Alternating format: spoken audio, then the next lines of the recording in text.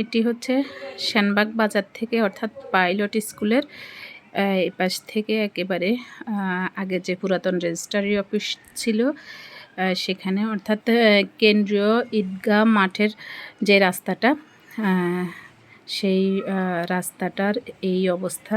অর্থাৎ পানি সকালবেলা একটু ছিল, কিন্তু আবার পানি ছিল, সকালেও ছিল, এবং 12টা-1টার দিকে পানি কিন্তু আবার বেড়ে গিয়েছে। এবং দেখুন এই রাস্তার পাশে হচ্ছে পোস্ট অফিস, পুরাতন পোস্ট অফিসটা সেটা ডুবে গিয়েছে, এবং নতুনটাতেও এই যে পানি গেট পর্যন্ত ভিতরেও ঢুকেছে।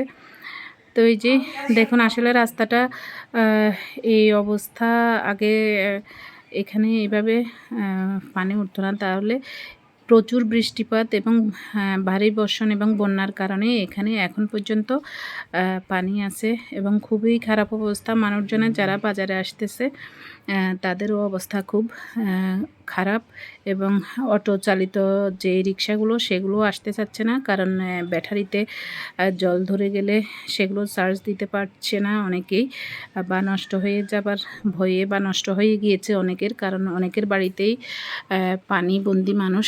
তো সেখানে তাদের অটোরিকশাগুলো রেখেছে, বা চার্জ দেওয়ার মতো সেই ব্যবস্থাও নেই।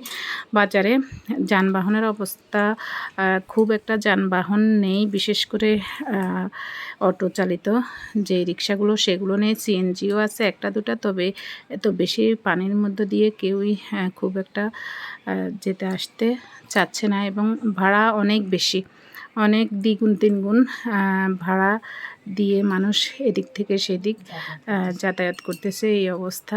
তো এই যে কেন্দ্রীয় জামে ঈদগাহ মসজিদের ঈদগাহ মাঠের সামনে